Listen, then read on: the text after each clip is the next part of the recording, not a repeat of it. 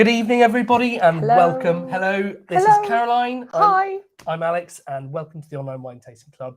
A very warm welcome to all new members, and to those who've been with us for a while. Well, thanks for sticking with us. Yes, that's very nice of you. We're going to have a fun time tonight because we are drinking all pink wines. We are. Or are we?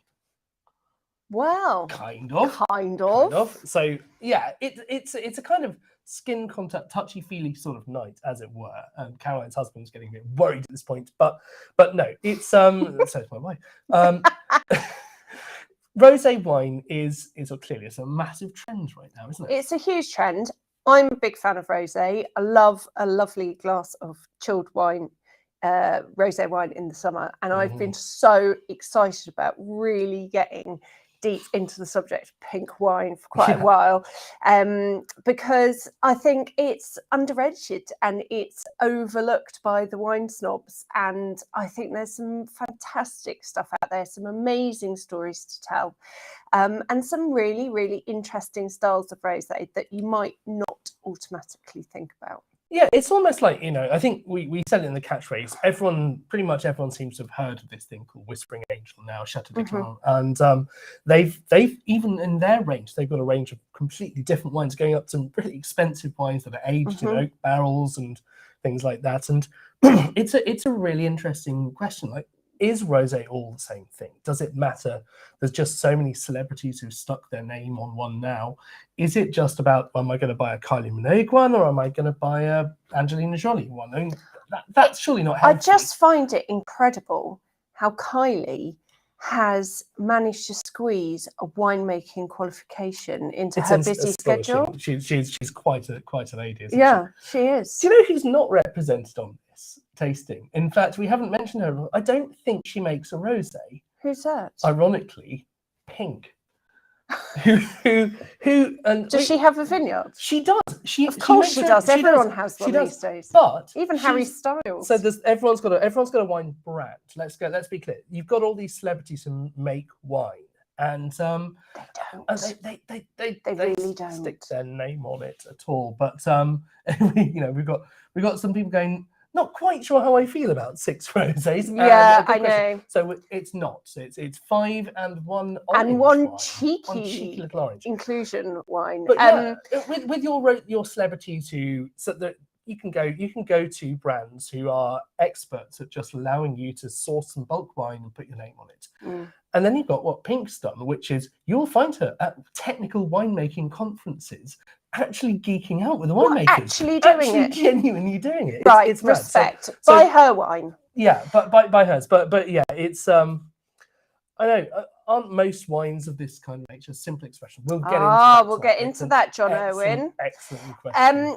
It should be worth just a quick point that because I'm this side of the camera, and you may have noticed that our beloved Jamie is not this side of the camera, and he's very much sulking about that, but he is doing another wine tasting because he's so in demand. So because I'm not that side of the camera, I can't do all the chat and say hello to all you lovely people in the chat. So please, but we're seeing it. We've got the computer. We've got the computer. So, yeah. So we're multitasking, which is a bit hard.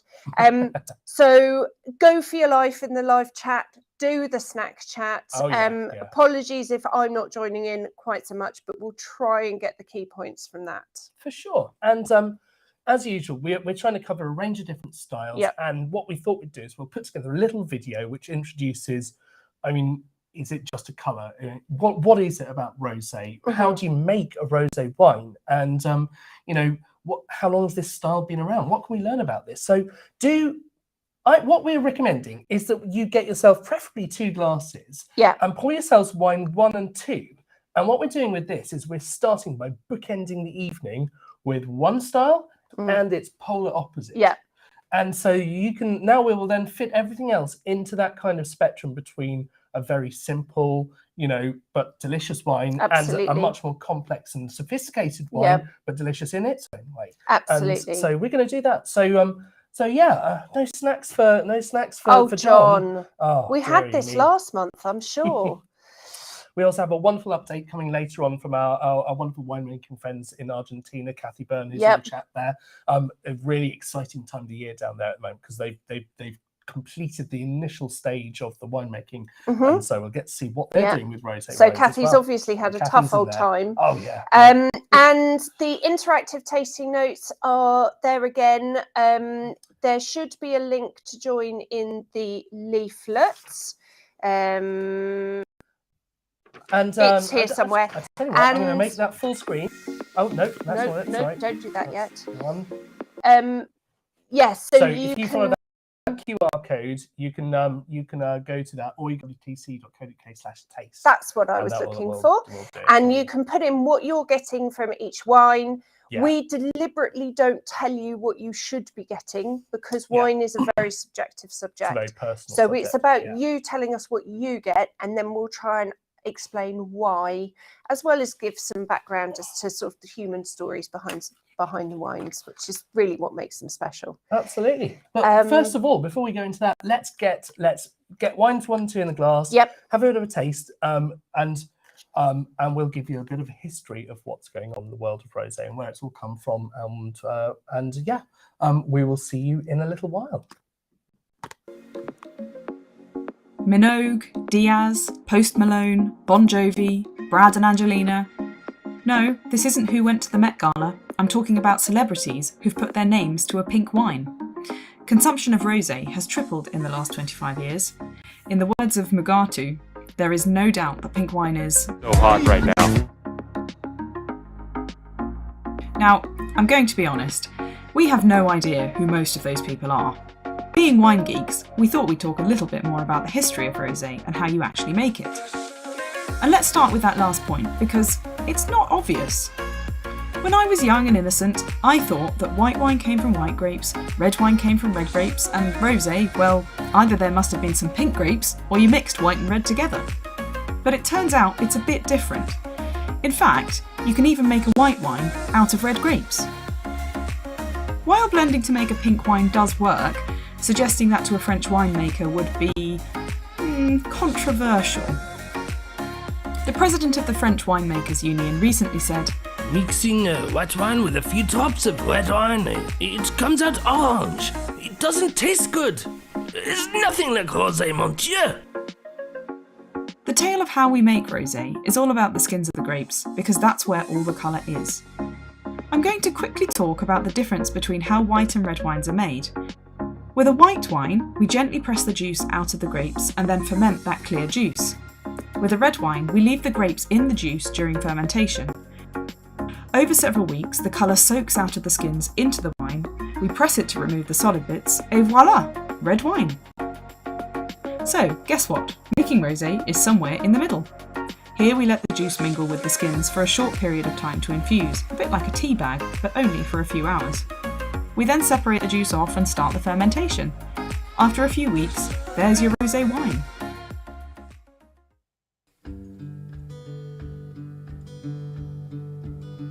It can be easy to think of rosé as a fairly modern invention, but all the earliest wines of history were likely pink or amber. The ancient Greeks would take their already pale wines and dilute them with water. According to myth, this was to reduce the arguing at council meetings. While rosé has long been around in various forms, it's impossible to talk about it without mentioning Mateus. Launched in 1942 in a bottle shaped like a soldier's water flask, Mateus turned into a worldwide phenomenon. Sweet and very lightly sparkling, this was the original celebrity rosé. American winemakers claim that their stupidly named white Zinfandel, I mean it's clearly pink, was made by mistake when Bob Trinchero was trying to make a red wine. He bled out some of the juice and this got stuck halfway through fermentation, leaving a bit of sugar, and people liked it. But it's a bit of a coincidence that it followed the Mateus blueprint. While we may think this style of rosé has gone out of fashion, sales remain high. The winery Sutter Home, the inventors of white Zinfandel, sells 17 million cases of it each year. That's nearly 6 times more than the entire region from which Wine 2 comes. It's easy to get snobby about this simpler kind of wine, but the truth is that it's a formula that a lot of people love, and importantly, that serves as many people's first introduction to wine. Our production team team tasted the Misty Peak rosé during staff training, and they all loved it so much that they insisted that we put it in the tasting. So, that's our wine number 1, White Zinfandel. It's an important part of the story of rosé, and it's great value, especially with the proposed tax rises on higher alcohol wines for next year. At the complete opposite end of the spectrum, in terms of style and technique, is wine number 2 from Provence. Bone dry, perfumed and elegant, it comes from the Coteaux-Varois region in the heart of Provence, growing in the mountains on chalky soil surrounded by the famous Provençal herbaceous scrubland, the garrigue. These bushy plants seed the air with a sensation-overwhelming mist of oils and perfumes, and that lands on the grapes and gets into the wine, giving it an incredible quality. With increased sales and the influx of celebrities, Provence has been deep diving into a search for quality and sustainability. Château de l'Escarel has achieved the highest rating on France's new Sustainable Agriculture Scheme, and they have a real focus on biodiversity with a massive butterfly preservation project ongoing. Made from a blend of entirely red grapes, these are hand-harvested and hand-sorted twice to remove anything that could tarnish the flavour. The pink colour transfer happens very quickly at incredibly low temperatures when the grapes are pressed straight away to keep the colour as delicate as possible.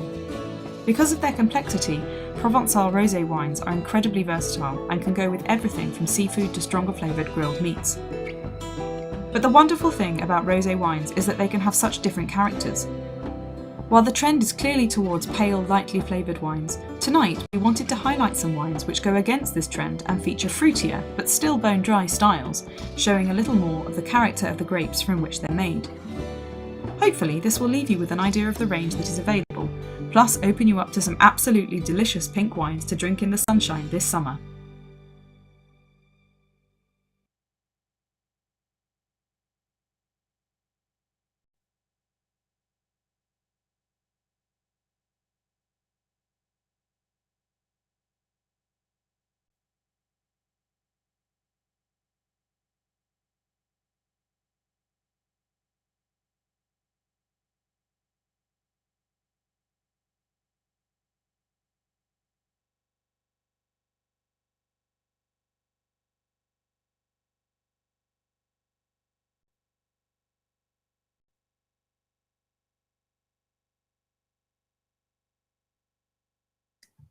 We're on mute. I'm so sorry. Sorry. That's almost like an old school Zoom problem. Sorry Okay. about that, guys. Right. So yeah, let's Start again, Alex. let's start again. So yeah, we've got here. It's an unfair comparison, of course, and the reason we put it in was because these are completely different beasts, totally different beasts. They're not designed for the same consumer, and we, as people who want to dive into sort of wine tasting and everything.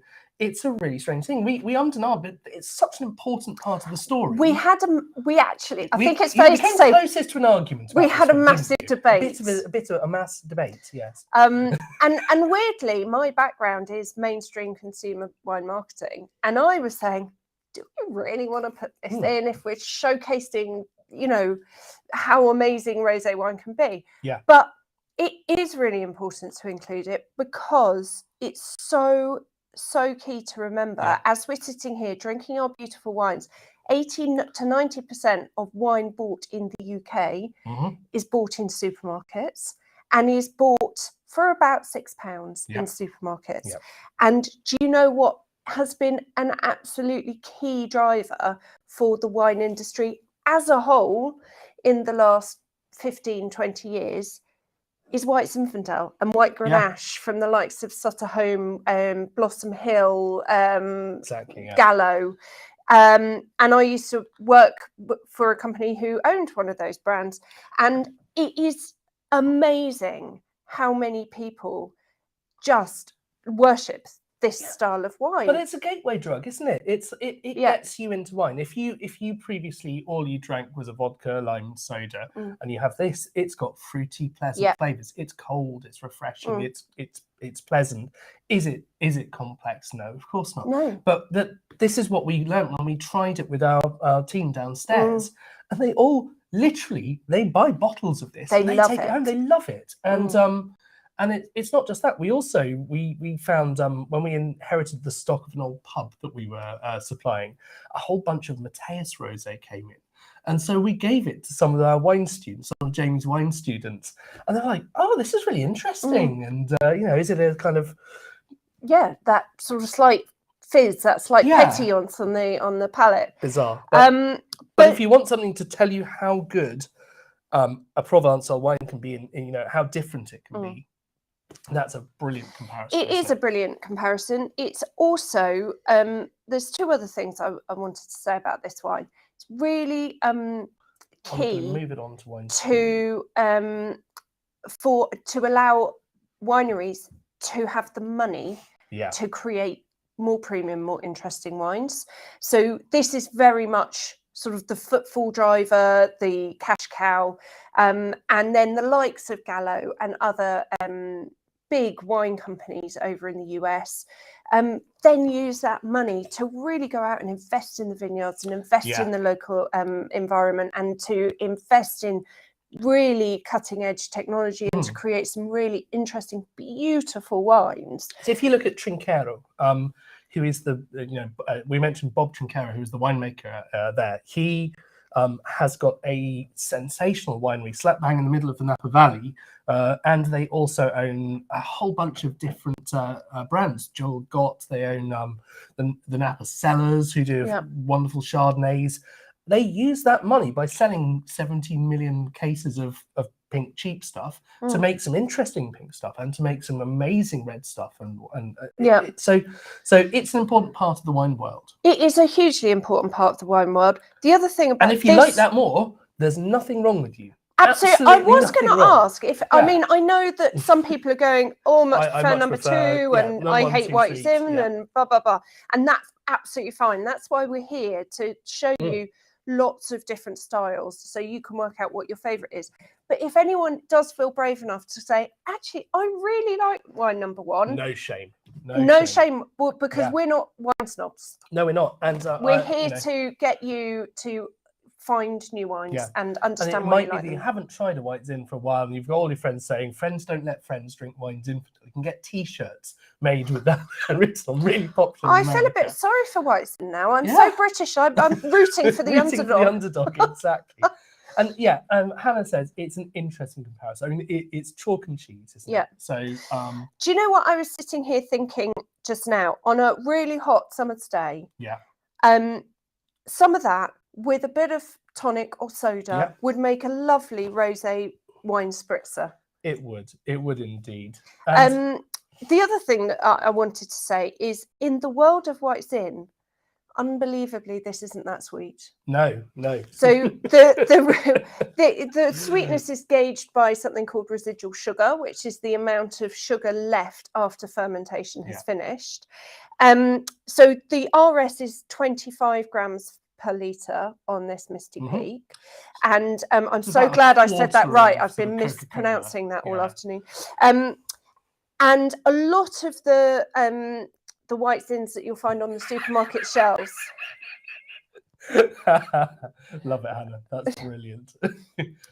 I was about to say something slightly offensive about somebody related to me, and I'm not going to. Do you know what? So was I. Yeah. So I'm not going to do that. Anyway, I did used to buy a lot of this. So a lot of the supermarket white Zins, they're up at 43, 45 grams per litre for residual sugar. Now that is real just sugar in a glass. And when you think about to be called classified an official sweet dessert wine in the UK, it's 45 grams per litre. So you are up at sort of dessert level sugar for some of these white Zins. Exactly. So this is half of that. And I think you do get some of that acidity. You do get a bit of length on the fruit. I am still getting some of that lovely sort of slightly confected strawberry fruit on the palate. So there is something more here than a lot of white Zins that you find. I think so. But what can we tell you about the people who made this one? Nothing. Absolutely nothing. This is one of the challenges. We often get people coming to us and saying, why can't you just reduce the price and go for the kind of wines we do? There's not much to say about them because they all arrive in the same container ship and get a different label stuck on them. And this is one of those. It's fine. It's okay. It's great. It does what it does. But this is the challenge. Why we want to push into the slightly more interesting wines, because there's something to say about them. Well, we love so a wine story. number 2, yeah, we love a story. And wine number 2, you've got a proper story there. You do have You a know, proper story. we have here. We shall move on, shall we, to wine 2? So we got the tasting notes. And intriguingly, the top tasting note for wine number 2 at the moment is peas, which I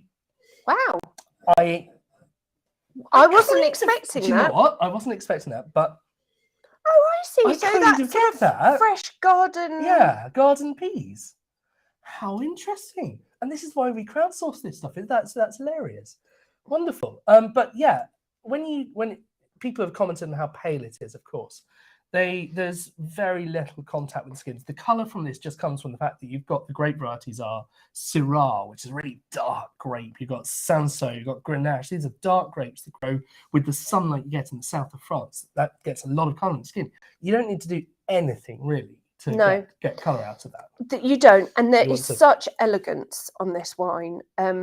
This is, hands up, this is the kind of style of rosé that I completely gravitate towards during the summer months. It's a 92 points from James Suckling. Yeah. It's not just us saying that it's a good wine. No, and it's an amazing winery. I mean, they are absolutely knocking it out the park on all things sustainable. They've got they're very close to getting organic certification. They're totally farmed organically, absolutely. Why the yeasty note? Excellent question. The herbal ones we can definitely explain. The yeasty note. So there is a little bit of lees aging with this one. So again, it's how geeky do we want to get? Because it's not too geeky, because we're discoverers. So we are discoverers. But when you've done your fermentation, there's this lees that sits in the bottom. One of the things that lees can do, just the dead yeast, they're dormant. Let's call them dormant. They've done their job. Yes. They're resting there. What they will do is absorb oxygen. And so if you've got these really volatile, delicate flavors in the wine, those flavors are the ones that react first with the oxygen. Well, if you've got the lees in there, that reacts before. So that is mopping up. It's like a sponge that's mopping up the oxygen to protect the delicate nature of that. I bet you didn't know that one. I did not know that. Do you know what? My mind did slightly wander when you were talking to when you dunk a biscuit in a cup of tea and it sinks to the bottom. I was like, is it? It's finally. I don't believe they do much batonage on this, did they? So I think it's just genuinely they leave it on a sort of a bed of roses. So batonage. Bed of rosés. Batonage is when you stir it up. You mix that properly into kind of. It's not kind of that much. It's sat there as a kind of protective nature, and that does give a little bit of the yeasty character into it. But let's go back out to the vineyards. What you will have seen, Provence is home of. You go to Grasse, up into the foothills of the mountains, and it's just such a beautiful place. It's where they make perfume. It's where they make soaps, and they're just everywhere. These aromatic. Scrubland, that is just loads of lavender in that area. Loads of lavender, yeah. You see the purple when you go to that time of year. It is beautiful, and I think you did see on the vineyard that they have it literally at the end of the vineyard. So you see it in Australia when you've got a eucalyptus set of trees with Cab Sauvignon. Yeah, you get the eucalyptus oils, these essential oils going out, and they coat the grapes. You absolutely very few people ever wash grapes as they're coming in. These grapes have got all of these natural essential oils and sap and all sorts of goodness that's come from the vineyard just in the air, and that goes into your glass. And how cool is that? I mean, I remember we did an island wine many moons ago now. I can't believe how old we are. And someone was like in the chat, it feels... there's a bit of salinity, and it's because the vineyards are right next to the sea. So obviously, and so it's fascinating how the vines and the grapes absorb what grows around them. What's around it? It's people talked about so much about what do the roots do? Do they absorb the minerals that are in the soil? It's a really complicated answer. There's definitely an effect that the soil has, but it's not such a direct relationship of it's sucking up the chalk. That doesn't happen. No, that doesn't happen at all. But when you're talking about what's in the air, that's literally this has perfume going into the press. Really expensive perfume. So Very cool. Yeah, it's a beautiful wine, and the area. So this where it comes from, it's just east of Marseille, so right to the east of the south coast of France, and it is quite near the ocean. So you will get some more of those cooling breezes coming off. You're a bit higher up, 300 to 500 meters. Yeah, chalky soils, but I think perhaps it's just this set of kind of little valleys and everything that's going on that gives you these lots of little different microclimates. And in those microclimates, one of the big things, oh, that's an excellent one, John. One of the big things about this, I can't remember what I was going to say. it sounded important. It was going to be really important. Okay, I'll try to think about it. We got a great question about smoke from forest fires. That's one of the things that does definitely get into wine on the skins. That actually penetrates into the skins of the grape, so you can't even wash it off. It's a really hard one to deal with. There are various chemical treatments, but yeah, a price comparison between 1 and 2, I think you are, like we say, comparing. But what they haven't done is they haven't spent their money on a celebrity. They spent their money on going out into the vineyards and cataloguing how many different varieties of butterfly they had. Do you know how many different kinds of different separate species of butterfly live in this vineyard? You're going to tell me. I'm going to tell you, of course. How many? 95, not 95 butterflies, 95 different species of butterflies living amongst the flowers and everything. That's incredible. That's just a wonderful indicator of the biodiversity of the vineyard. So it's a real proper little ecosystem, proper isn't it? ecosystem, So, Alex, I've got a question. Yes. South of France, famous for that very raucous wind called the Le Mistral. How does that affect the vineyards of Provence, or is it a bit too far east for Provence? Is it more Rhone, a bit further north that is more influenced? And it's an excellent question. So you definitely get the effects of the Mistral. It's a bit moderated compared to the Rhone, where it's whipping through. But anyone who's read Peter Mayle's A Year in Provence remembers his descriptions of this stone Provençal house with the windows shaking and everything. And most houses don't even have windows on the windward side of it. So yeah, it's absolutely there. The wind is a great thing. In many places, because what it does is it sweeps away any kind of sort of static dead air that's growing around, and so you don't get much mold, you don't get as much mildew growing in the vines. So that's a really cool thing. So it helps the humidity side of things. It helps the humidity. Yeah, it does. It keeps the disease pressure down. There's not much that's going to grow on the grapes and ruin them. So you don't have to spray as much, which helps you become organic. You find some parts of the world where it's really hard to be organic and biodynamic and all those kind of things, because think of your cold, wet field in Kent. No, everything goes mouldy there, doesn't it? Yeah. And the grapes are just the same. But anyway, that is wine numbers 1 and 2, and it's a really. I mean, I imagine I know what most of you will prefer. I don't know what I prefer. Yes. But no shame if you prefer the other one, because it's a pleasant wine, and it genuinely we keep having to ground ourselves to find that loads of people love it, and actually, if it's cold on a hot day and it's cheap, the taxes are going up on wines over various alcohol levels next year. And it's going to be a lot more expensive if you've got a 14% alcohol wine than a 10% alcohol wine. At the end of the day, wine, yes, there's people like us who sniff and swirl and spit and taste to our heart's content, and there's lots of people who will write very geeky stuff about it and have very geeky opinions about wine. Ultimately, wine exists for you to enjoy drinking. Yep. It's a drink. Yeah.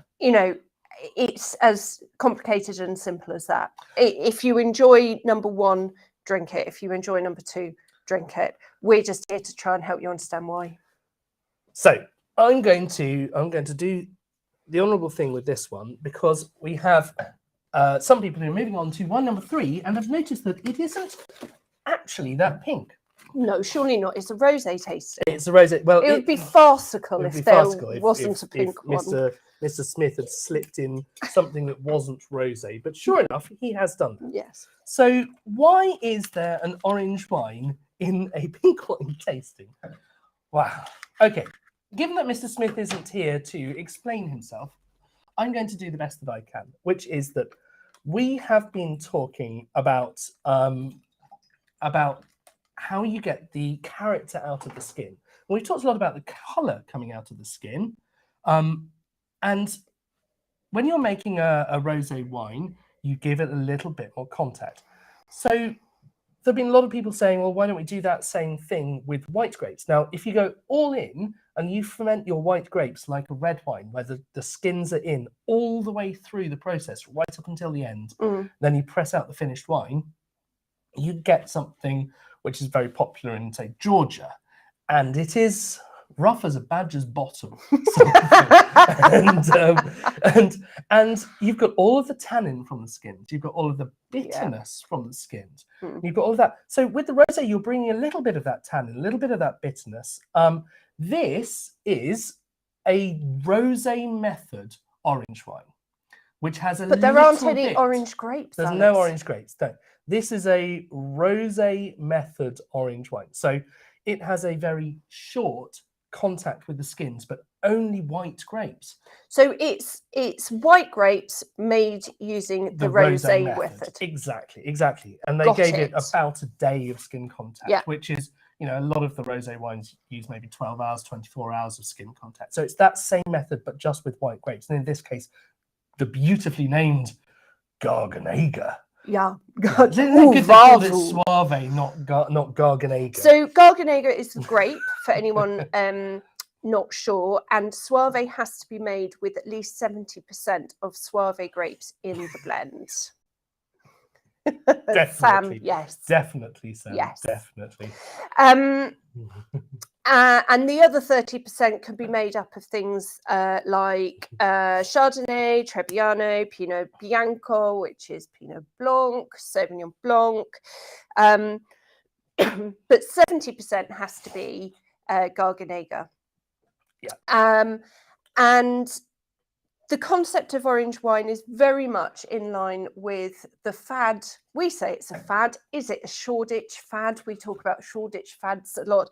That is natural wine. And natural wine is a bit different to organic and biodiversity. It's kind of, you shouldn't do anything to it. Yeah, the other word is sort of no intervention or low intervention. It's trying to just let the grapes do what they do, which is wonderful when they do what you were intending them to do, and half the time they don't. But this is not a natural wine, and what I think we like about this is that up in the so this is the Veneto region of Italy, North Italy. It's that same band of land around the Mediterranean that Provence is in. Yes, this is a little bit higher up into the mountains, but it has a lot of similar kind of scrubland that's going on. And so you get a bit of that herbaceous nature coming into it. You get a bit of that slightly, tiniest bit of the bitterness coming out from the skin compared to the white. I definitely get a slight oily bitterness, sort of that nutty, oily bitterness coming through. You've got nutty, oily bitterness. Had to say it. Oh dear, Jamie, when are you coming back? Quite. Shall we move the tasting notes on? Oh yes, we for should. wine Absolutely. 3. Good point.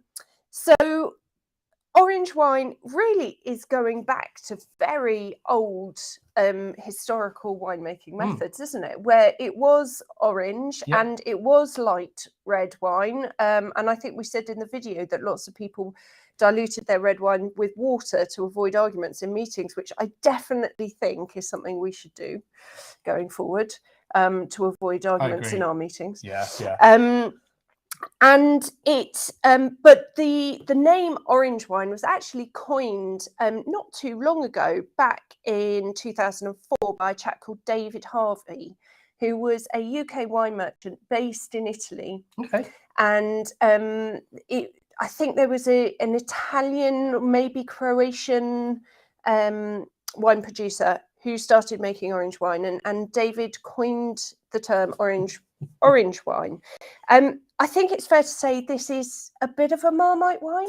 So I think, Marmite's perhaps a bit harsh, because this is tiptoeing into Marmite territory. Those big, in-your-face amber wines, the ones where they've been on the skins for months at a time, those are definitely, and they're more on the hate it rather than like it. You've got to be really sort of uber kind of almost like a glutton for punishment to drink some of those.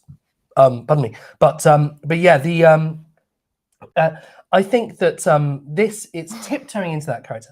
A roast chicken dinner. Now, I think that's fascinating because what we've got is just a little bit of that herbaceousness, a little bit of those kind of herbs like you get in your stuffing or your chicken gravy going into that. I think someone else said rosemary and oregano, and I get that herbaceous flavour. And I think that's really cool. And you don't normally get that with a white wine because you're so gently pressing it. You get it off the skins as soon as you possibly can. You get this clear juice coming out, whatever color grapes you're dealing with, but especially obviously with white grapes. You get this clear juice coming off, and you're really looking at the sugar and a few of the things like the simple acids in there. It's not, most of the flavors come out of the skins or from on the surface of the skins in these kind of cases. So it's really interesting. And really interesting. If there's someone to go to try an orange wine, I would definitely say Carugate. I mean, even my absolute heroine, Dame, she's not a dame, is she yet? But Queen, I call her Queen Jancis Robinson. She's definitely an OBE at least. She should be a dame, I think. But she mentions Carugate in her Soave bit of her wine Bible. So it is really up there. There is a very prestigious wine awards in Italy called the Gambero Rosso, which literally means red prawns. But it's kind of like our Decanter Wine Awards, the International Wine Challenge. It is the place to be. And you have uno bicchieri, which is one glass, due bicchieri, and tre bicchieri. And the Carugate have won more tre bicchieri than most other wine producers. So if you want to try one that's done delicately and with a bit of care, I think this is probably your tiptoe into the world of orange wine. I know we've done some from Eastern Europe, which also were quite fun as well. I don't like the full-on style, but I really like this. And I think there's a question about what we'd pair it with. I think definitely roast needs chicken one food. is great. I think a roast chicken dinner or a really sort of big chicken salad or something like that. I wouldn't go fish. It's it's too big for fish. That. Maybe a monkfish perhaps, but something a bit stronger flavour. But yeah, I think definitely that sort of the lighter coloured roast meats. But also sort of some nice barbecue things with some nice sort of beefy salads, not literally beefy, but big salads. That's an interesting comparison, isn't it? Because we say the same thing about the Provençal rosé. If you take your Provençal rosé, it can cope with some grilled meats. And it's because it's got that little bit of the quality, the tannins, that fun stuff that comes out of the skins. As Jamie would say, balance. Balance. Well, it does have balance. And what we're going to go on to later, we're going to try some which are at that lighter end. Again, we're going to try some which are at the more full flavoured end of things. And have a play in your mind. See what you think you'd like to eat with that. So what have people said and the tasting notes about this? Well, strangely, the top one is rubber, but olive oil. Yeah, I think that's a cracking note. Orange peel, I'm definitely getting that. Bounty chocolate, so slightly coconutty. So that would tell us if we're going to do our sort of analytic thing. I wonder if they've used a little bit of American oak in this at all. So I was thinking when you said monkfish, would it stand up to a very sort of delicate monkfish curry? And I think it might. It might. Yeah, no, this was ceramic tanks. There's no oak in it at all. No oak at all. No oak at all. I thought that, and I was just suddenly questioning my sanity. But yeah, Christmas spice is a complex wine. It's definitely mackerel. Neil, that's an absolutely cracking pairing. I think it would be brilliant with mackerel oily fish, like a light whole creamy sauce. I'm getting quite hungry. Brilliant. So what we've done wine number 1, which is the out-and-out commercial hit in the rosé world over the last 15 years. We've done wine number 2, which is really the up-and-coming star of the rosé world, but expensive, but a lot more expensive. It's where the celebrities go to trudge around the fields and crush their own grapes. And then we've shown you an orange wine, which is completely different, but made in the rosé style. Yeah, it's made in the rosé style, and it's got that link with that herbaceousness that comes in from outside of it, and it's got that link with the kind of foods it pair with. I think it's a really interesting comparison to do. But perhaps, given this is a rosé tasting, we should move on to some other rosés. We should. But while people start to pour wine number 4, should we go to our lovely friends? Kathy's got to say about what they've been up to in Argentina. Yes, let's do it. Al Passion. Thank you very much.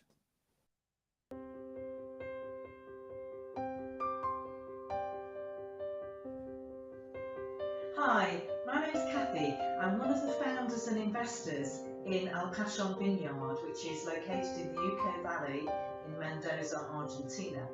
And I'm also a member of the online wine tasting club, and I'm based here in the UK. What I'm going to do is to provide you with an update from the vineyard, which we're doing every month.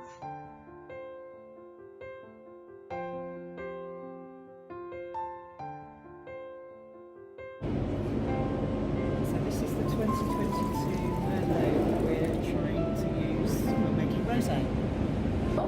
And want to make it out of syrup. So at the moment we're having them separate to analyze or taste both and see which one we like the most. Yeah. And we may decide to blend it in the end. Get the syrup with the Merlot. Or to leave it separate, or we just say, okay, we like the syrup better, so we don't do anything with the Merlot, we will go back to a tank of a blend or whatever. So at the moment it's still experimental to see how they develop, and then we'll decide what to do. So this is a Shiraz, which is the other grape we were trying out for rosé.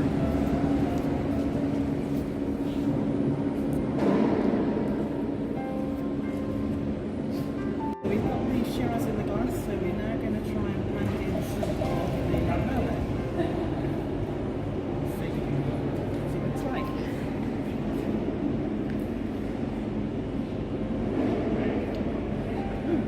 Interesting.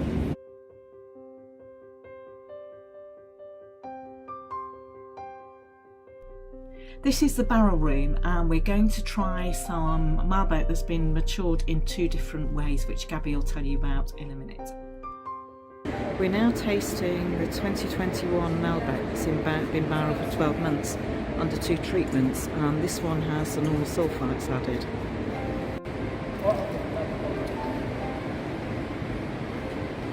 And this barrel is from the same Malbec from the same year, that has been treated with rubos instead of sulfites. Like I said, they were harvested at the same time from the same plot, put in the barrels at the same time.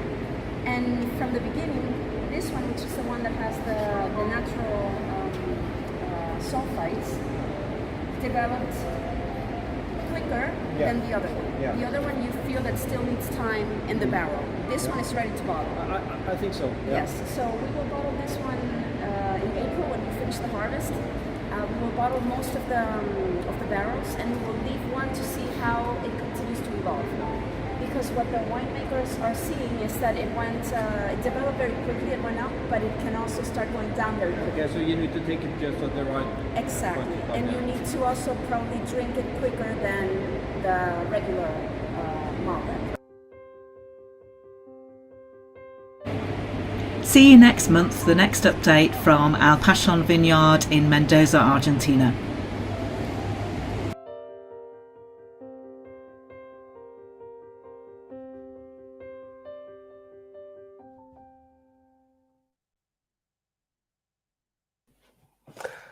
Kathy, it's a hard life, isn't it? You know, flying out to Argentina, tasting the rosé straight from the tank.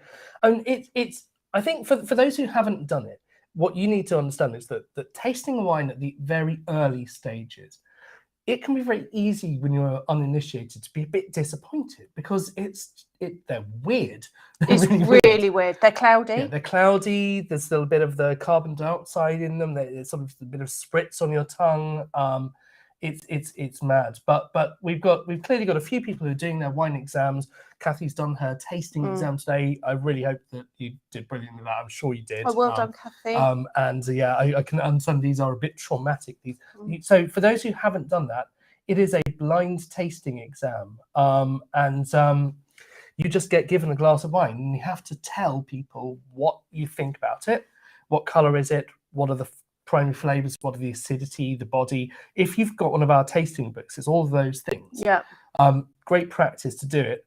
And then you have to give your guess at what it is. I know. And it's just going to be utterly justified. terrifying. It's terrifying. And yeah. I unashamedly, when I did my diploma, I hated blind tasting. I was terrible at it because I panicked, and I immediately went to what could it be rather than working through the actual process, thinking of it. And Jamie actually is helping me massively with that. The learning the facts, the academic side of it, loved it. Nailed it. But the blind tasting I did find terrifying. Wine number 4. Now this, we are going to Greece, and we are going to, some might say the mainland, but it's not. It is the biggest Greek island, because this is what's called the Peloponnese. And so you've got the main bit, which is attached to mainland Europe, and then you have these kind of fingers that drop down from the bottom side of it. And here we have Gaia Winery. And for those of you who've been with us a while, you know we love them. You know we do love shown them. You that. We're not going to give you any interviews this time, but they the guy who created this winery, Yannis, he was one of the pioneers of the modern Greek wine scene, and he approached it in a completely different way. Greek wine, when it used to be made, your old Retsine that you'd have, would get transported around from the vineyards on the backs of donkeys in kind of leather pouches. Now, we are all for wine in pouches. We are. We are. We love wine in pouches. But not leather. That wasn't our top material that we wanted to go Well, for. I imagine that they don't stay massively fresh. No. They would get very hot. All of the delicate flavors would be lost, and you've got this oxygen that's coming in and just ruining it, frankly. And so he was one of the people who said, pick the grapes early when they've still got acidity and they're fresh. And that's that refreshing, beautiful flavor that comes from that. So this is all about picking early, red fruit, a proper expression of this fruit that's going on there. It's still a really light, delicate salmon color, isn't it? It is. I'd say it's between the Provence and the Misty Peak in color. But to the Provence end of it, I'd say, perhaps. But and it's even got a little bit of that orange color coming in there. And this is the grape Ayurvedico, if you were wondering how to pronounce that. Easy for you to say. I still probably haven't done that right. But yeah, Jamie says it well. Ayurvedico. Difficult. Ayurvedico. And they are bonkers, aren't they? They do some bonkers stuff. I saw a post recently where he just buried his latest batch of wine under the sea. Oh yeah, and they've been doing that. He was one of the pioneers of this aging wine under the sea technique. The sea gives it a really stable temperature to age. If you obviously that's a big challenge for them in Greece. If you don't want to invest in massive air conditioning systems that are going to keep the wine at exactly the same temperature throughout the year at huge expense and environmental cost, stick it in the sea. I mean, it's genius. It's genius. Really. It's genius. And you know they have their father-daughter winemaking team as well. And typically Grecian, I think it's fair to say, Grecian, they don't mind disagreeing, do they? No. It's hilarious, and this wine is it's one of our most popular rosés in the shop. It is, and it's basically while the grapes are fermenting. Is it fermenting, or is it while they're on the skins? Oh, I don't know what you're about to say next. At 4 to 6 degrees. Oh yeah, so which is how it gets the name. Yeah, and they only do it for a few hours, so it's not like the 30 hours of skin contact that we talked about with the orange wine, but equally it's not the practically no skin contact. The time they had of loading it into the press. So with the Provence grapes, it's practically no time. So, but at 4 to 6 hours, it's nothing. It's nothing at all. So they do it cold and they do it quick, and it just gives it this this beautiful sort of natural color. Ayurvedico, when you make a red wine from it, it's quite a bold red wine. Right. It's a big sort of licoricey red wine. Yeah. It's one that is one of the most sort of fun red wines you'll get from Greece, but it's not a subtle one. And you think about the grapes they've used in Provence, Syrah, Grenache, Cinsault, these are big ones. They're not making it from Pinot Noir. If we make a rosé in England, we will probably go for one that ripens. it's not going to be the Uticos of the No. world. We want something that so we make it out of a Pinot Noir kind of grape, and But we give a even bit then, more that skin struggles contact. sometimes. It does struggle. It struggles, and you have to give it a lot more time, which then can transfer as well as the color, a lot of the bitterness. Yeah.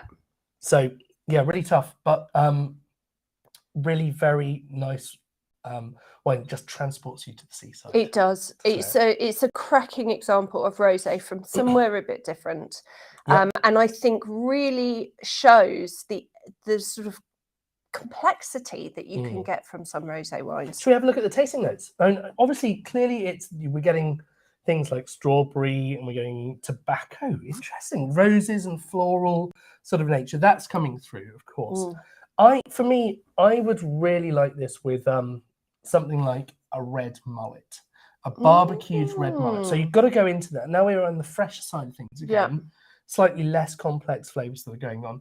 I would go into the seafood one. But when you grill your red mullet, you get that skin crisping up and just developing those beautiful Slightly flavors. oiliness. Yeah, and for me, that with a grilled red mullet with a nice slice of lemon on top. I'm really going to hungry Taverna now. on the beach now. Yes, please. Yeah, that'd be good. So Hannah's saying that when you pop it into the ocean, it does rotate the bottles as well. That's a very good point. The swaying motion of the water's good point. And they also do it in Slovenia and Lake Bled, of course. This is, for me, it's funny. There's not huge amounts to say about the winemaking techniques. It's a very classic one. We talk about how long they give skin contact. Perhaps I should give you, because I know we've got some people on this course who are sort of, more advanced. Yes, I mean, we say this is very much an introductory level. We talk about it's all about skin contact. But when you that white zin, that wasn't just your normal skin contact period where you just let the grapes infuse like a tea bag. They call maceration. Careful how you say that. The other way of doing it is to start making a red wine and then bleed off a little bit of the lightest juices. Oh, there's a word for that, isn't there? There is. Bleeding. Or as the French would say, saigner. Saigner, which sounds so much less offensive and sexier, violent. The saigner method. Start making a red wine, and after it's been fermenting for a little bit, just take some of the lightest coloured juice off the top. Interesting. Yeah, but this is not that. This is flat out. Take dark skinned grapes, give them a 4 to 6 hours contact, press it, and then do it all in very, neutral materials. They love a bit of concrete tanks there. They've got some eggs that they use, but this is all. It's all very neutral. It's not trying to do. And I presume they use concrete and things like that again because of the heat, because it will permeate the heat less quickly. Saigner. There we go. We've got it spelt out for people. There we go. That's the Saigner. Well done, John. Thank you, WSET crowd. Excellent. But Greece, it's not the place where you typically get rosé, is it? It's not. No. There's Normally no resin in it's Retsina and Ouzo and Ouzo, innit? So look at Greece. We are going to be doing a proper Greek tasting soon, because it is worth looking Are we? at. We have to. Okay. Alex has now decided we're doing a Greek tasting. I'm going to go there and film it and stuff. So, because I want to. But you should look at Greece. It's a really surprising country. When you go up into the north of the country, you're up into the mountains. Yeah. And I've had some of the really genuinely nicest traditional method sparkling wines I've had using the champagne varietals from Greece. Everything screams cold country. England's good at it. We're getting to the point where probably Scandinavia's getting good at it.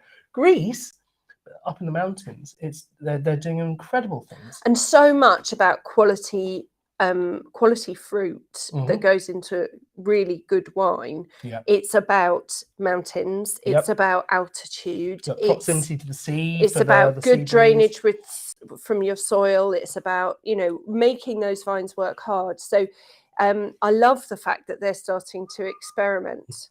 I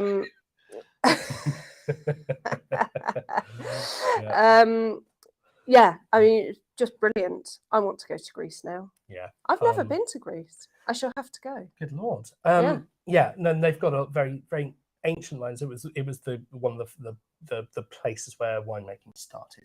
Yeah. They taught the Romans how to do it. The Romans then, you know, the Phoenicians went out and exported it to the Mediterranean, to Provence. They planted some of the first vineyards in Provence. Other than that, what have the Romans done for us? No, the Phoenicians, the Greeks, and then obviously the Romans did this. The Santorini things, they have to deal with wind on an epic scale. So they created these basket vines that are trained around in circles to protect the grapes and everything. That's amazing. That's a heck of a story. Gaia have one winery on the Peloponnese and one winery on Santorini. Oh wow! And yeah, so yeah, it's a cool thing. We should move to wine number 5, which is not from Greece. It's not. It's not. It's from a Italy. Million miles away. Not a million miles away. No. So yes, it's from Italy, and again, a warm bit of Italy. Yes. Right down in the heel, in Puglia. Much like Gaia, who we've worked with before, this is almost like a Jamie's best of evening, isn't it? San Marzano. I don't believe it's the same San Marzano as the tomatoes. I think it's a different one. I remember. Funny enough, I didn't include that in my research. Alex. No. So this is from Salento in Puglia. Yeah. We are down in the heel, and you have here this grape Primitivo. There is a town called Manduria, which is kind of the home of Primitivo. It's not because it actually originated in Croatia, but we won't talk about that. Yes. This is Primitivo's home. It's Manduria. Beautiful town. When I went there, they had the streets filled with these late night displays and parades that were going through. It's an incredible place to go. The rest of the day they were all asleep. Well, because it's hot. It's hot, so yeah. Yeah.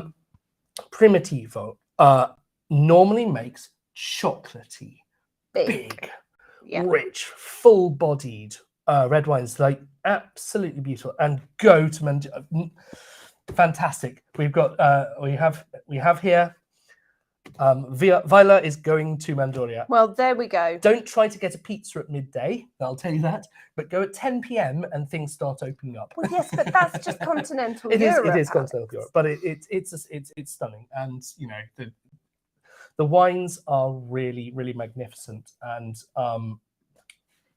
they have lots that are up on these pergolas that you will see as you drive through the land. Most vineyards are designed so that they just try to do as little work as possible, but the Italians thought, well, let's try to make as much work for ourselves as possible, and let's raise them up to the pergola training stuff. Pergola training, beautiful, absolutely beautiful, and a pain in the neck because you've got these beautiful things going on.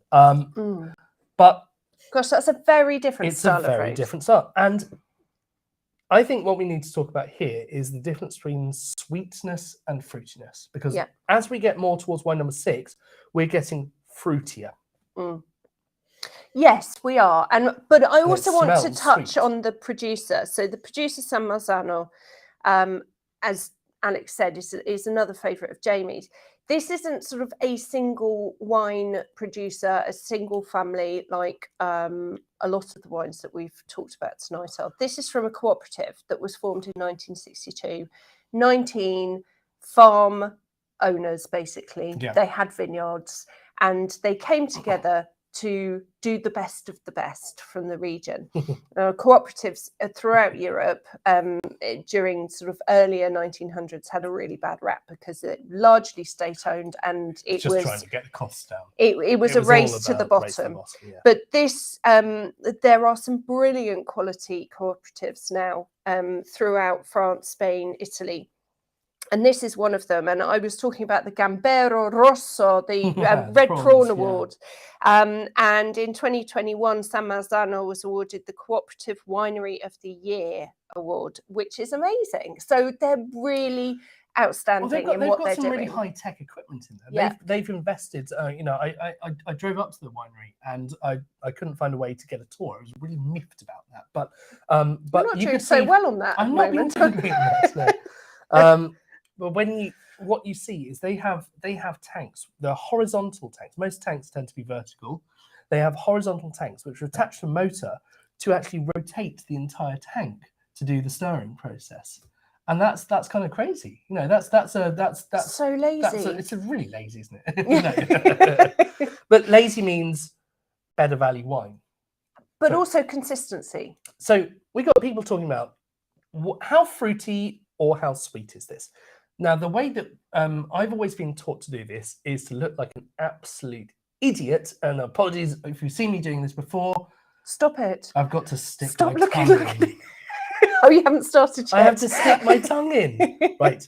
You have to pinch your nose because your nose is what receives the fragrant, fruity smells. Those go up into your nose. Your tongue is what has the sweetness detectors on it. So let's dip the tip of my tongue into it. I sound like a bit of an idiot now. And then the moment you release your nose, those aromas go up into it. Isn't that crazy? Bonkers. That's bonkers. But there is a little tiny bit of sweetness on that. There is, but not too much. Not too much, no. It'd be really interesting to do that on one yes, versus this one, wouldn't it? Versus one, yeah. Now, it's funny because we do have this question from somebody who's very clever. Tasting notes. Can we move to tasting notes? Let's move to tasting notes on. Thank you. Good point. We have an intelligent person here. Are all Primitivo / Zinfandels off dry? Because Hannah, she's got it. You get the award Ding, of ding, the best ding. question of the night. It's the second white Zinfandel of the night. It is. But a completely different style, a different country, different clones of the grapes. It's a very different beast. It does still have a sweetness. So Zinfandel and Primitivo are they're late ripening grapes, which means they're generally grown in hot places. Yeah, definite brownie point for Hannah there. They develop a lot of sugar. And so when you're making a rosé, having a lot of sugar in the wine means that there's a good chance you'll end up with a little bit of sugar left over. Or a really alcoholic wine. Or a massively over-the-top alcoholic wine. What we didn't tell you, and this was something that really puzzled me. Actually, I'm going to talk about this. I'm going to geek. Again, not too much. But how do you stop it fermenting? How do you stop a natural process? You've got all of this brilliant stuff, this yeast, just like you've got in your bread, that's eating away at the sugar and I making imagine alcohol. it's as easy as getting a toddler to stop having a tantrum. Yeah, or as easy as trying to get a toddler to stop eating a lollipop because they're in heaven. They are in their ideal zone. They are surrounded by this beautiful grape-based sugar, and it's wonderful for them. And yeah, sure, there's a bit of alcohol that's creeping up, and that's not brilliant for them. They're getting a bit pissed. Yeah. But how do you stop that? And sometimes it just happens, like as Mr. Trinquero said with his white zin. Sometimes this fermentation will get stuck. Kathy, have you ever had a stuck ferment? Because they're not fun. It's like, well, how do you rescue this? It's like, get on with your job, you silly. Anyway, so the yeast, if they do their job, they will just eat through it all. And if they want to keep going, they will try to keep going. Yeah. So you can't use your sulfites to stop it. Sulfites is a preservative that kills bacteria. Right. It absorbs oxygen, but it doesn't kill yeast. So it will keep munching away at that sugar and turning it into alcohol. So but the wine will then be overly eggy because you used too much. Eggy and so you can't do that. No. So Kathy's never had it. Well done. That's great. Fortification works. Chucking a bunch of brandy in to raise the alcohol up to the point where the yeast don't work. That works. Oh, okay. But doesn't that change the style of the wine? Yeah, of course, it changes it. You've got something that's got brandy, and you've got a sort of a port rosé. Yeah. Oh, can be done. Do they exist? Well, the white ports exist, so yeah, I guess yeah. But what you can do is, and this is a delicate balancing act, because as it's going through the fermentation, the yeast are multiplying, and so it's like as you go through a night out, you drink more, and then you get drunk at a faster rate. The yeast are getting drunk at a fast rate, and so you have to try to stop it absolutely on the mark. Not all yeast survive SO2. Yes, you're right, John. Quite right. we've got our WST level 3. But what you try to do is you cool it down, because as it gets to cold temperatures, the yeast slow down, and they you do, cold yes. crash it. All the Yes. yeast kind of go into, that sort of. Oh, sorry, I forgot what you were suspended saying animation. again. Yes. And they stop, and then you push it through a filter which stops the yeast being in, and so that's what leaves you with a wine which has got a little bit of sweetness. It's a ticking bomb, because if you get more yeast in there, they love to eat it. But that's how you keep a little bit of sweetness in. And what the sugar does is it brings out some of the flavors that are in the wine and makes them feel more fruity and natural. Yeah. So a tiny drop of sugar. When you do a champagne or something like that, you put in a little bit of sugar, one bit at a time. You see how it does it, and the effect is mind blowing. It's crazy. It's Brilliant. great stuff. It's great stuff. So we've got lots of geeks people talking on. I mean, this is it doesn't say, I haven't got the grams per litre on residual sugar, but in terms of the 1 to 7 dry to sweet scale, this is 2. Yeah, so it's just it's above the off minimum. It's dry, like, whereas the white zin was 5. So I mean, this is very much on the fruity tiniest versus sweet, isn't the it? tiniest hint of sweetness left. So, but yeah, so a very cool thing.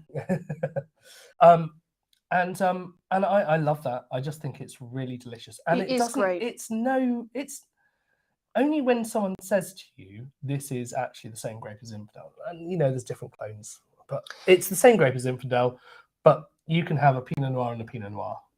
Of course you can. And it just shows that, I mean, also you've got one from sort of the flat vineyards of California, uber hot, to very hot southern Italy, but quite near the coast. Quite near the coast. Very, very different growing conditions. They're sort of done by a proper sort of winemaking cooperative that are putting real care and thought and quality technique into their winemaking. And I think it just shows what the same grape can do. Yeah. And it's a cracking, slightly bigger rosé wine. There's definitely more to this. Let's move on to wine number 6, because we should. And we are going to Spain.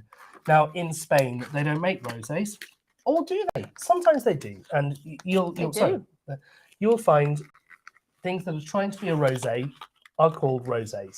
Things that are trying to be authentic in Spanish, say rosado, which is the same in Spanish. Yeah. But in a world of where a word has such implications, the difference between Primitivo and Zinfandel has such different implications. The difference between rosé and blush and rosado has implications on what you do. So we spoke to the winemaker, who is an English guy called Tom, and he has a very big beard, and he's a lovely guy. And he spoke to us about their process.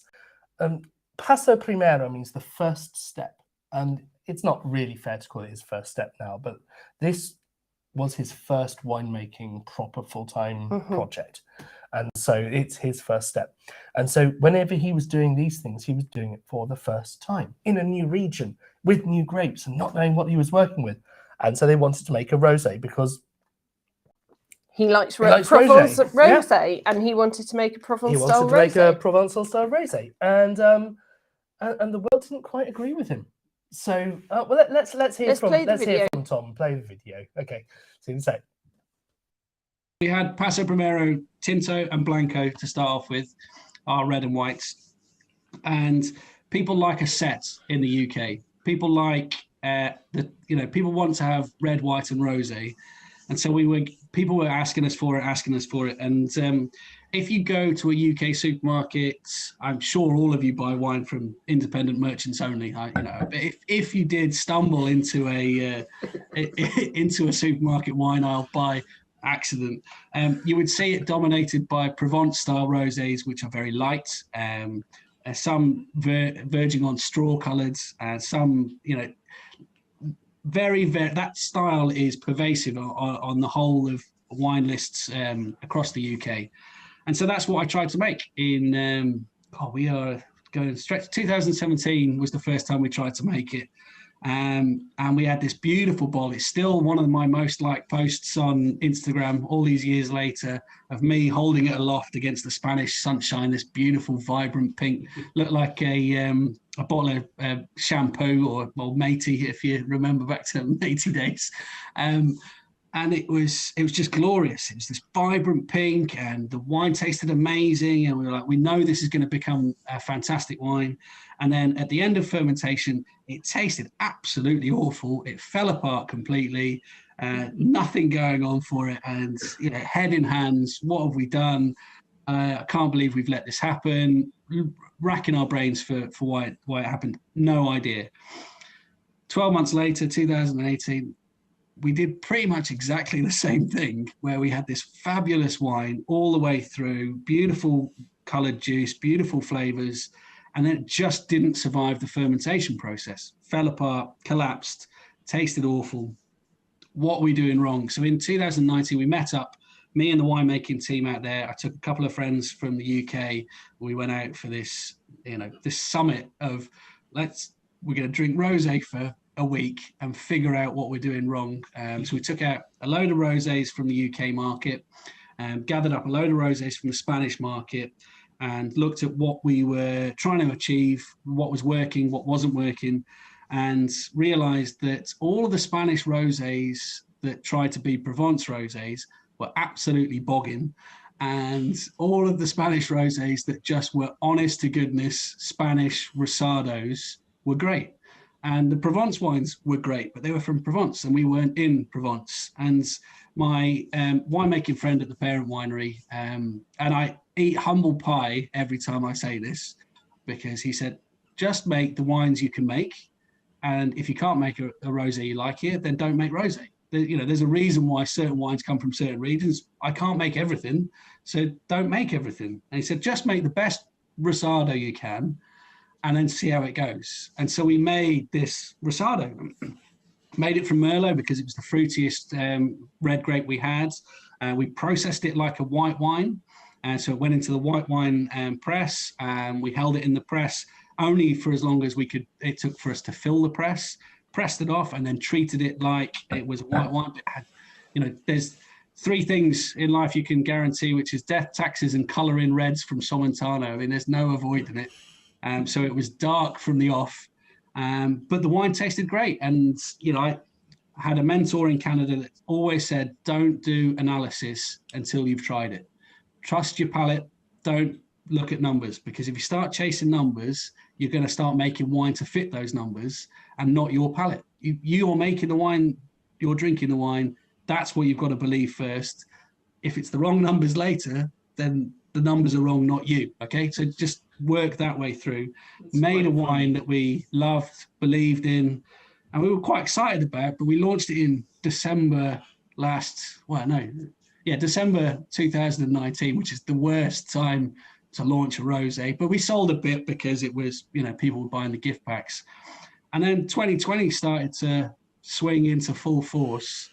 And in April, everyone's locked down, everyone's stuck for something to do, and it was sunny. It was really sunny, and we managed to collar a few of the UK wine writers who couldn't go anywhere, so they were a captive audience for us, and we sent some out. And all of a sudden there was this resurgence for a rosé that actually had some weight, actually had some power, actually had some flavor. People were firing up barbecues left, right, and center, and the Provence rosés aren't going to go with that, because it's just, they're going to fall over. They're great to start off with, but they're not going to sustain it. And we just found our niche. And for the first time since we've been going, we had a wine which outsold our house reds. We couldn't get it into the country fast enough. We couldn't keep up with demand. We started doing this daft trial, me and my wife, where we were looking for snacks at home that you could match with our wines. We discovered that bacon frazzles go with this rosado. Bacon crispies, in my case, they were not even frazzles. We weren't even eating the proper frazzles. But that sweet, smoky barbecue, that just worked so well, and it took off. Fiona Beckett wrote about us. She put our bacon frazzle pairing in the blooming Guardian, which is just extraordinary. I mean, And the for me, lowest Guardian's ever sunk. Oh, I don't know. I've seen some of their articles recently, but this is this to me when I drink a glass of this back in that spring, exactly when we're talking about it.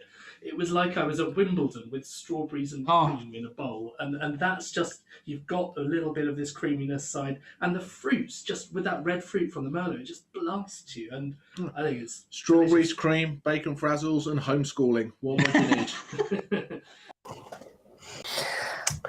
Welcome back. Welcome back. How about that for tasting notes? I just love Tom. Tom he's got the passion, this fire, and it comes from a person who's been let out to go and explore. And what I love about it is it's almost like the reputation of the Somontano region and the reputation of Passo Primero and the reputation of Tom are growing at kind of the same. Yeah. This was a region which nobody had ever heard of, Tom. It's not his thing. It's just happening at the same time. He's in the right place at the right time. It's a tough place to make wine. Yeah. Because it's hot. It's so hot. And you can't make that ridiculously light style of wine. You make this.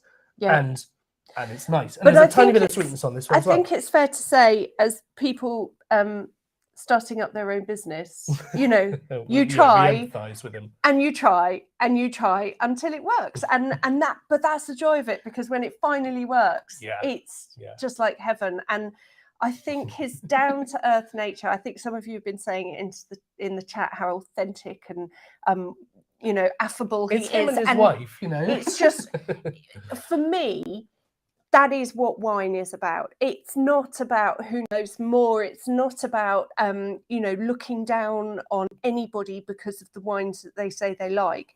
It's about making or buying wines that you just love and eating them with bacon frazzles because you love them too. And altogether, it creates a nice occasion. And ultimately, that's why I'm in the wine trade.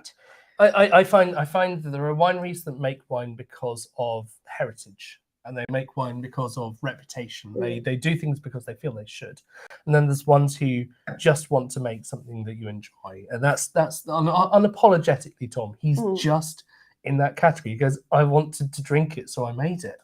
So and you know what? It resonates with me. I want to drink it too. It's really lovely rosé. Really and going back to the barbecue that we definitely got to have soon. Yeah, we have a barbecue planned. We do. Yeah. We've got to make it happen. Practicalities, but it's going to be a cook along like we did last year. Yes, a cook along barbecue, but with a. I think we were maybe thinking a braai. Yeah, a South African braai. So but you're kind of going up the meats here, from the fish and the chicken to maybe a cheeky sausage or a burger or some ribs or, you know, something like that. I think so. And I mean, even just drinking on its own, frankly, it's just an absolutely delightful wine. It's a winner. What we should probably do is, should we show prices before we do the wines of the night? Or let's have a look at what the tasting notes are. Yes. Let's have a look at the tasting notes. So the tasting notes: strawberry, cherry, petrol. Intriguing. Really intriguing. Because I don't get that. Who's put a badger in the tasting notes? There's always one badger. I bet that's Jamie Smith. It's probably Jamie Smith. Apparently they have this on the winery, so that's very exciting. Hello to everyone in the winery. Rubber. Perhaps on the nose a fraction, but yeah, it's creamy, it's fruity. It's more the red fruits from even the black fruits. It's almost like a very light red wine, you know, and we were actually talking in, well, the video was on about claret. We haven't mentioned claret. Well, we haven't mentioned the other darker skin colours. So we would love to do a nice premium rosé tasting for adventurers. And there's one that's like, you know, just come out from one of our friends, and he's just made this wine, and it's got this mixture of American and French oak on it, and it's from fruits from Sussex and Kent, and you're like going, that's great, but it's 40 quid a bottle. And unfortunately, we can't quite fit. If we're putting most of a bottle of wine into the post, we have to pay for the factory and the people who do it and the packaging and the postage. We can't do that for £26 or whatever it is. But that's what the Adventurers series exists for. And also we would love to do. So we'd love to do Bordeaux, Anjou, Tavel. Yeah. So some of the some of the classic rosés which go into that. And also, we talk about Bordeaux in this country with a very archaic name, don't we? Claret. Claret. Why is Bordeaux called claret? Because it used to be quite light in colour. Yeah. And it was called claret. Claret, exactly. And that was a light-coloured red wine. And some of the darker rosés in Spain and Italy are still called Chiaretto or Claretto, you see. But then you've got the other lighter red grapes like Sanso. I know that we did a Sanso a while ago in a tasting, and I thought, oh, this could go in the fridge and be like a big rosé style wine. So I think it's brilliant when you find that similarity between a dark rosé and a light red and see how similar they really are. I just misread John's comment. I'm going to shut up right now.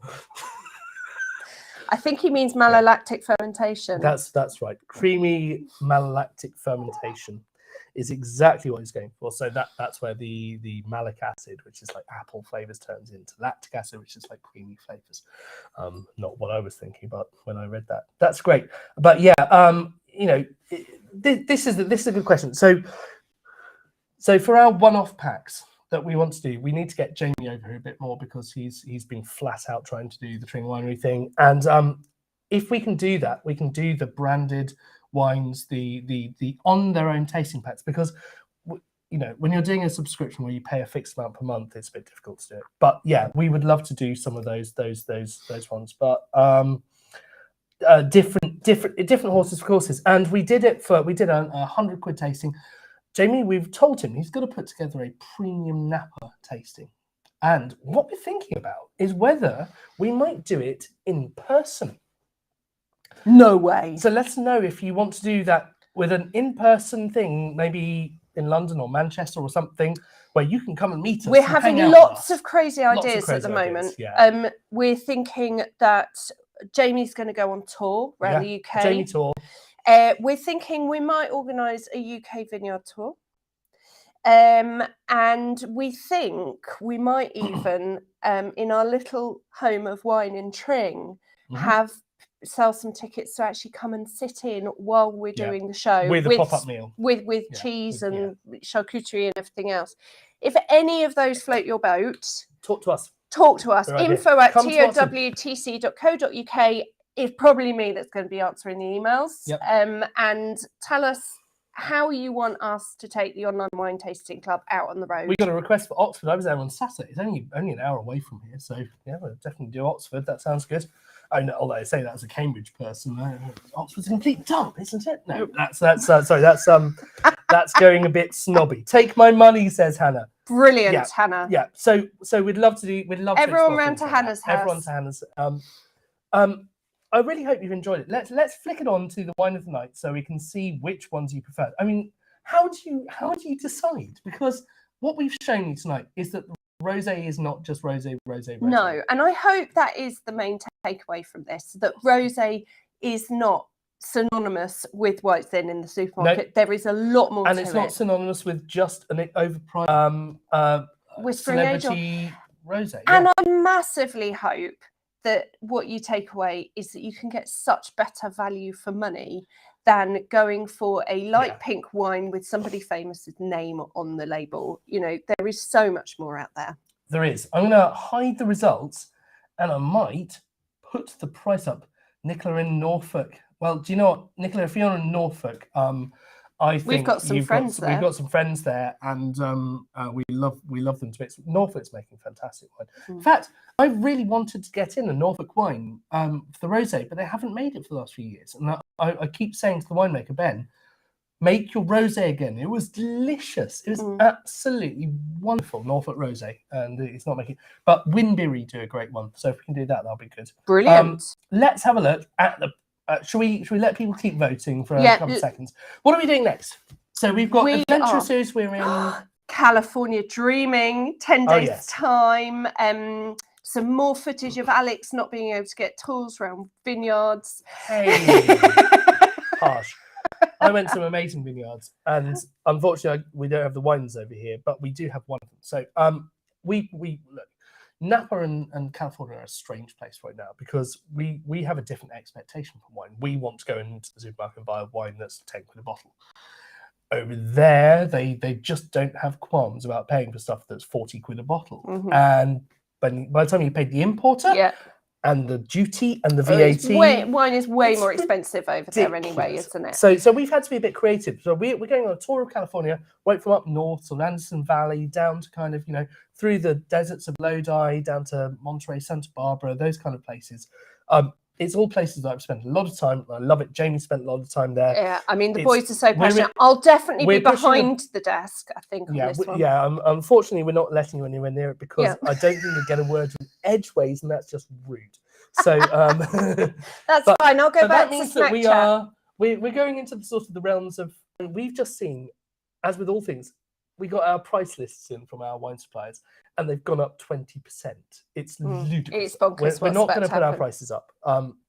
We might do individual one-off ones that are different. But yeah, this one is one where we're pushing the boat out because we really want to do it. And the boys are really passionate about it. California, so that's the next tasting. Come to that. Then the next Discover Series tasting is Wines of Portugal. Yeah, we haven't been there for about a year and a half now. And my favourite title of a tasting ever, the June Adventurer Series tasting, is called Towie, The Only Way is Essex. I'll let you try to imagine what wines will be there, and I bet you'll be surprised. How about that? Wine of the night, Paso Primero, Tom with his wine from Spain, and we haven't told you the prices yet, and that's only going to make, so that feels for me. That feels about right. I'm sad for Italy. I'm a bit surprised that wine number 5 isn't wine number 4, I have to say. But the wine 3, not rosé. Yeah, that's fair. That's fair because in a rosé tasting, it's not rosé. Yeah. But it was there for educational purposes. Let's pop the prices up. You'll be very happy. You'll be very happy because the Paso Primero, $10.95. I mean it's just such a banker. You can get 6 bottles of it for 60 quid delivered, and that's an absolute bargain. The most expensive wine is the orange wine. So I don't think you'll be buying that much of that. But the Provence, because it isn't a Whispering Angel, because it doesn't have cheaper than Whispering Angel. It's cheaper than Whispering Angel. It's fantastic and value. It's much better. Delightful. It's much better. It's a fantastic wine. And I think, I personally, I love the Gaia, and I think that is cracking value for money. Value. I think it's an evening of great value wines and a lot of fun. And when the sun comes out, don't you just want to be in the garden with a barbecue? Right now. Yeah. It's a bit dark this second. Well, yes. But anyway, soon. Let's have a look at the chat quickly before we go home. This shows how orange wine is a premium. It is exactly. This is a multi-award winning orange wine. It's an absolute thing. But yay Brexit. Looking forward to Portugal. Impressed by wine number 6. Yeah, and it's fantastic value. So yeah, you know where to go. The wines are up there on Tring Winery. If you use the code OWTC, you get the free shipping for 6 past bottles. Yeah. And otherwise, it's just up to us to say thank you so much. It's been a wonderful night. We love being here. Great comments. We hope you haven't missed Jamie too much. I will be safely back in my producer seat next month, I promise. And have a lovely month, and we'll see you next time. Take care. Bye for now, guys.